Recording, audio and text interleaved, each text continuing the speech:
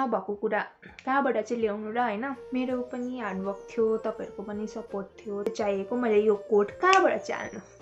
खास चाहिँ च्यानल चाहिँ के भएको थियो भन्दाखेरि चाहिँ so hello my people welcome to my new YouTube channel this is your Ankita Tamang hi सबैजना ठिकै हुनुहुन्छ होला है गाइज अनि म पनि एकदमै सन्चै नै छु र धेरै बाद भिडियो बनाउँदैछु त्यो पनि नयाँ च्यानलमा अब कतिजनाले त हेर्नु पनि हुन्छ कि हुँदैन है अब नयाँ च्यानल हो अब कतिलाई भेट्नु मुस्किल नै पर्छ नि त हैन अब कति साह्रो परेको थियो मलाई मेरो त्यो च्यानलमा 800 सब्स्क्राइबर पुर्याउनु है अनि अब उड्यो त्यो channel because of my own fault I lost my channel हैन र अब केही छैन हुँदो रहेछ त्यस्तो हो मेरै गल्तीले हो त्यो सब उडेको अब कति के भयो त्यो त अब मलाई मात्रै थाहा छ है अन्त मैले सोच्दै थिएँ म नयाँ च्यानल खोल्दिनँ भनेर तर मलाई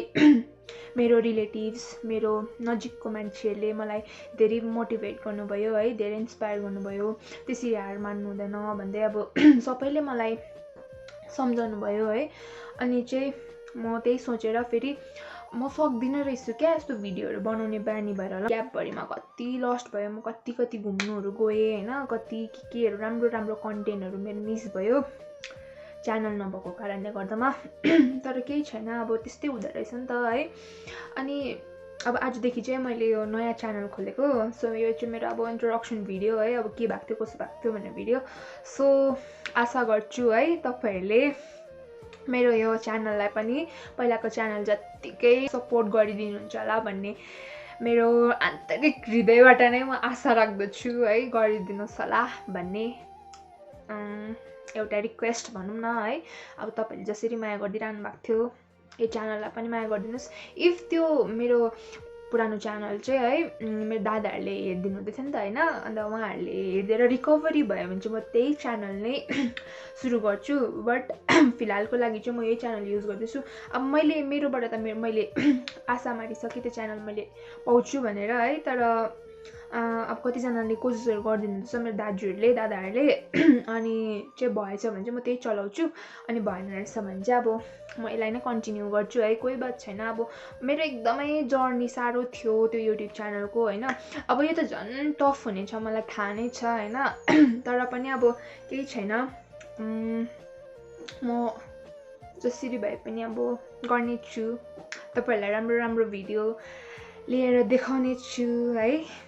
सो त्यही हो मेरो अब हालतहरु चाहिँ कस्तो भएको थियो त्यो च्यानल उडेको बेलामा मलाई मात्रै थाहा छ है खास चाहिँ च्यानल चाहिँ के भएको थियो भन्दाखेरि चाहिँ कस्तो लाग्छ नि आफुलाई नै हार्डवर्क थियो नि त मेरो पनि हार्डवर्क थियो तपाईहरुको पनि सपोर्ट थियो त्यो च्यानलमा चाहिँ हैन लाइक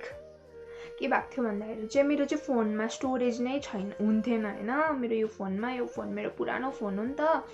अन्त स्टोरेजै हुँदैन एउटा भिडियो बनाउनु पनि स्टोरेज हुँदैन अन्त मैले चाहिँ सोचे